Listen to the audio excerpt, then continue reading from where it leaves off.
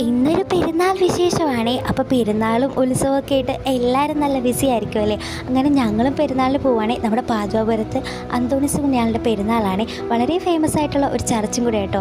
ഈ പള്ളിയിൽ ഞാൻ 5 വർഷം മുമ്പ് എൻ്റെ അമ്മയിട്ടാണ് കേട്ടോ പോയിട്ടുള്ളത്, 2-3 വട്ടവേ. ഇപ്പോൾ ഞാൻ എൻ്റെ കല്യാണം കഴിഞ്ഞിട്ട് ആദ്യമായിട്ടാണ് എൻ്റെ കുഞ്ഞുസുമായിട്ട് പോകുന്നത്. ഈ ചൈനും ഞങ്ങളൊക്കെ ആദ്യമായിട്ടാണ് കേട്ടോ പോകുന്നത്.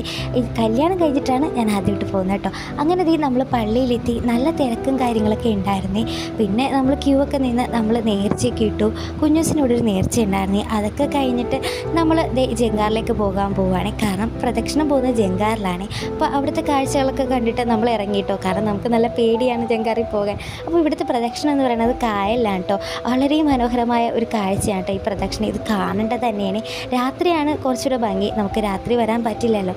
പിന്നെ അതിനുശേഷം നമ്മൾ ഇവിടുത്തെ കടയിലൊക്കെ കയറി നമ്മൾ വീട്ടിലേക്ക് തിരിച്ചു പോകുന്നേ. അപ്പോൾ ബായ്, അടുത്ത വീഡിയോ കാണാവേ.